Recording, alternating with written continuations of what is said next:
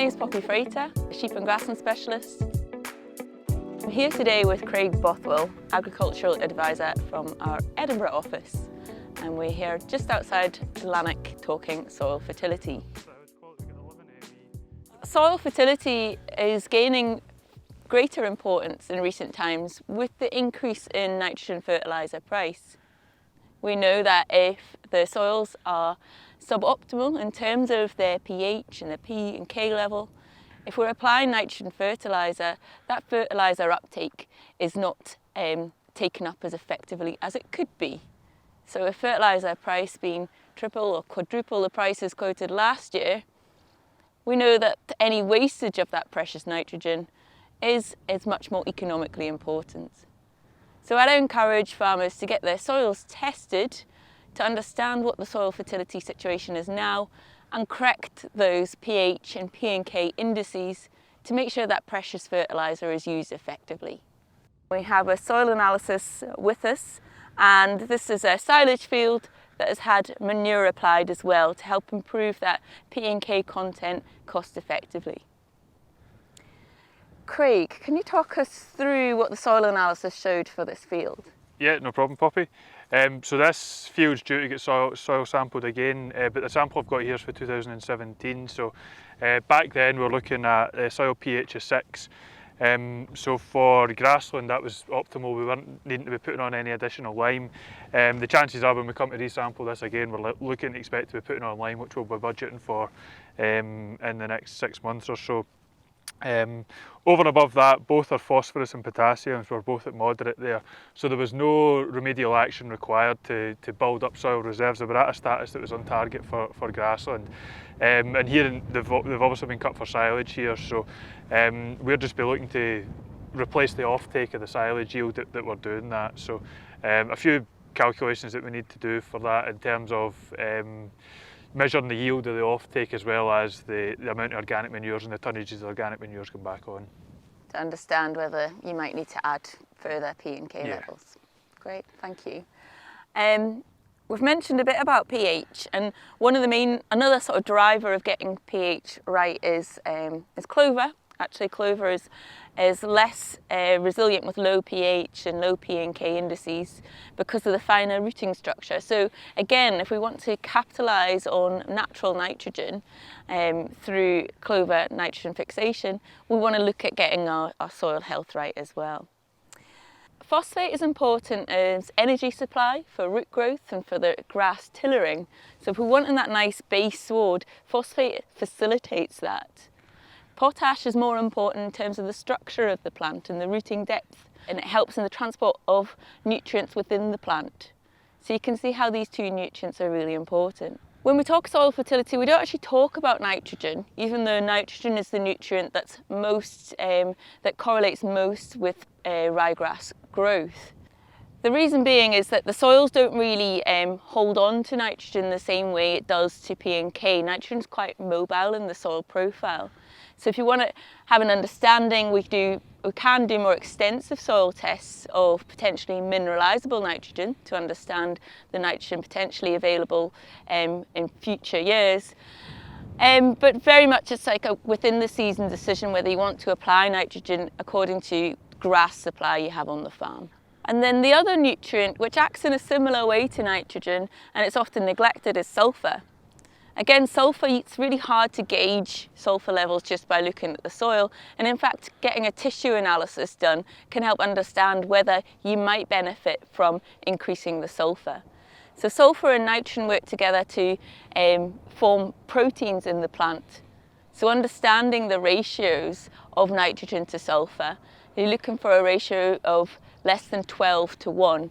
So understanding those ratios helps understand whether sulphur is required. Often with first cut silage, there's often decent amounts of sulphur deposited naturally, but however future cuts, there's often a benefit seen of adding that 30 to 40 kilos of nitrogen in the fertiliser. So you've mentioned obviously when you're cutting silage, you're removing nutrients. So for every sort of tonne of silage produced, the general rule of thumb, if that's at 30% dry matter, that's taking 2 kilos of phosphate and 7 kilos of potash off the land. So it's important to make sure you're replacing that. Yeah. So based on our sort of 10 tonne an acre or 23, 24 tonne a hectare of fresh silage coming off that, I'm reckoning there's about 74 kilograms of phosphate coming off, and then a further 138 kilograms of potash coming off. So it's a lot to ask for the bag to then replace that. So our policy here is that we were giving it 500 kilos a hectare of a 20-10-10 blend plus sulphur. So that's giving you 100 kilograms a hectare of nitrogen, and it's giving you 50 kilograms of phosphate and 50 kilograms of potash. So the figures being, the offtake being 138 less the 50, that's leaving you with what's left to be supplied by the organic manures here that we're spreading after first cut. And the same calculation can be done with the phosphate, so really let's only need another 25 kilograms of phosphate. So measuring the amount of organic manures going back on can be quite difficult unless you've got weigh scale spreaders. Earlier we were just thinking there about 10 tonne a hectare of FYM applied. So 10 tonne a hectare FYM is going to give us, for every tonne of muck, we're going to have 8 kilos of phosphate and 8 kilos of potash and 3.2 kilos of phosphate. So that's more than adequate for having replaced, combined with our 20-10-10 and the muck that we've put on, that's more than adequate having replaced the offtake from the silage. Just to keep in mind that these soils are on target. If they are either below target, we need to be making sure that we're replenishing more than we're taking off. And similarly for high phosphate or potash in this soils, there might be potential for having savings being made there, so either cutting back on purchase bag P&K or making more use of your slurries or manures.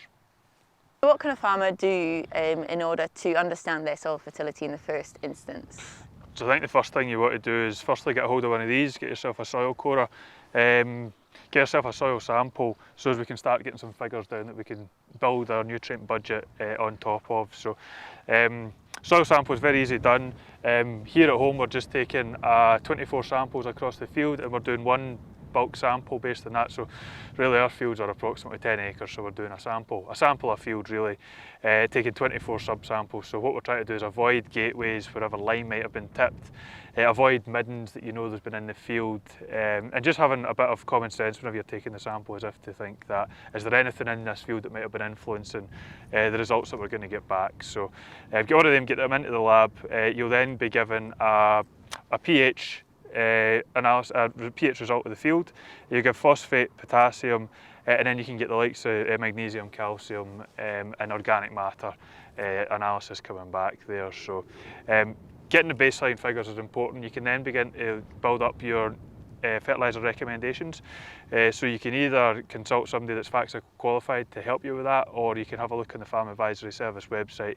There's loads of great technical notes on there for both grassland and for arable cropping. So that, alongside the organic manures technical notes, can help you build up a picture to see what fertilisers needing applied and where. And of course there is some funding available to farmers to fund for their soil sampling? There is that, yep. So Scottish Government have just recently announced the Preparing for Sustainable Farming project. So that's a bank of money that farmers can access. What they'll get is they'll get 20% of the Region 1 farm funded up to a maximum of £30 a hectare. So that's money's there for farmers to access. Part of the stipulations for that is that you've had a carbon audit done in recent years. That's going to cover the cost of analysing the soils. So it's a good start and it's a good incentive to get farmers to uptake this and get more out the use of both the fertilisers and the grass growth in arable cropping.